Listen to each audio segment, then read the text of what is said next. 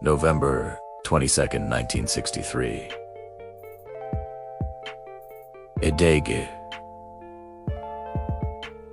Etched into the American consciousness, President John F. Kennedy, riding in an open-top limousine through Dealey Plaza in Dallas, Texas, is struck down by an assassin's bullet. The world watched in horror, and the official investigation, the Warren Commission, concluded that a lone gunman, Lee Harvey Oswald, was responsible.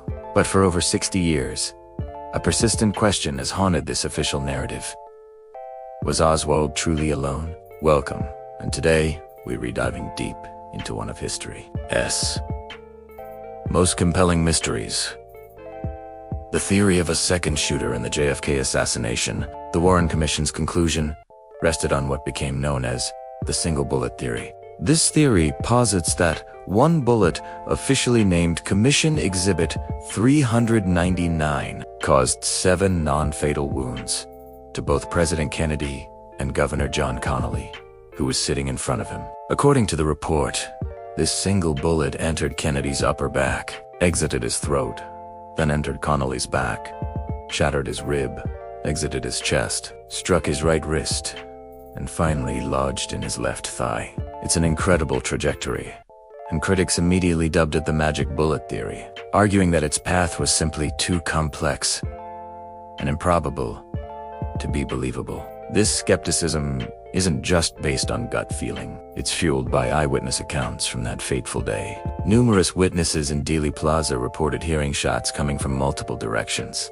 Many, including police officers, instinctively ran towards a small, picket-fenced hill known as the Grassy Knoll, located to the front and right of the presidential limousine. They believed shots had originated from there, not just from the Texas School Book Depository behind the motorcade, where Oswald was positioned. People like Jean Hill and Mary Mormon, who were standing right by the road, were adamant that the final, fatal shot came from the front. If they were right, it would completely contradict the lone gunman theory.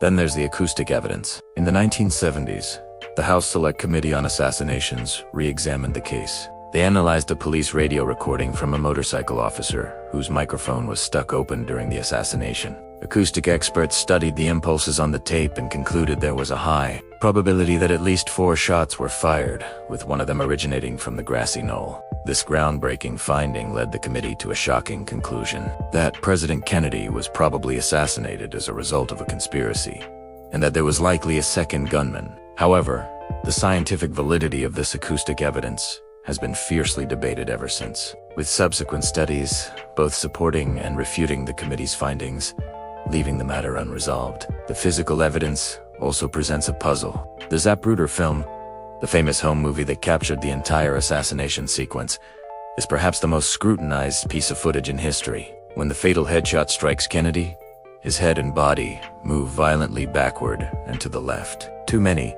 this motion seems to defy physics. If the shot came from Oswald's position behind him, it looks like a reaction to a force from the front. Proponents of the single gunman theory argue this was a neuromuscular spasm, not a simple Newtonian reaction. But for those who believe in a second shooter, this back into the left motion is the smoking gun, visual proof that a shot was fired from the Grassy Knoll. Medical evidence adds another layer of complexity. The initial doctors at Parkland Hospital in Dallas, who frantically tried to save the president's life, reported an entry wound in his throat. An entry wound in the throat would mean he was shot from the front. However, the official autopsy, conducted later at Bethesda Naval Hospital, concluded this was an exit wound from the bullet that entered his back. Critics have pointed to discrepancies and irregularities in the autopsy procedures and photographs, suggesting that the evidence may have been mishandled or even altered to fit the lone gunman narrative. The conflicting reports from the doctors who first treated Kennedy and the official autopsy report have been a major source of controversy and suspicion for decades. So, who could this mysterious second shooter be? The theories are vast and varied, pointing fingers at numerous organizations. Some researchers suggest the Mafia, seeking revenge for Attorney General Robert Kennedy's crackdown on organized crime. Others point to anti-Castro Cuban exiles, who felt betrayed by Kennedy after the failed Bay of Pigs invasion. And, of course, there are theories involving rogue elements within the CIA, or even Vice President Lyndon B. Johnson. Without a confession or definitive proof, the identity of any potential conspirator remains pure speculation. A shadowy figure in a historical who, despite the House Select Committee's findings, the official position of the US government remains that Lee Harvey Oswald acted alone. The case is, for all intents and purposes, closed. Yet, public opinion polls have consistently shown that a majority of Americans do not believe the official story. They believe there was a conspiracy.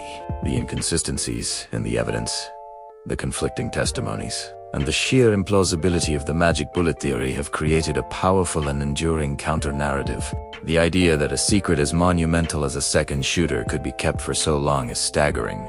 Yet for many, it's more believable than the official explanation. The JFK assassination is more than just a historical event. It's a wound in the nation's psyche. The lingering doubts surrounding it have fostered a deep sense of distrust in official institutions. The question of whether there was a second shooter on the Grassy Knoll isn't just about solving a crime. It's about our understanding of history and power.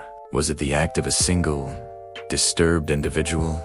Or was it a coordinated plot that reached the highest levels of power? To this day, the Grassy Knoll and Dealey Plaza remains a site of pilgrimage for those seeking answers, a symbol of the questions that refuse to fade. The truth, whatever it may be, remains elusive, locked away in the echoes of those few tragic seconds in Dallas. What do you think? Was Oswald a lone wolf?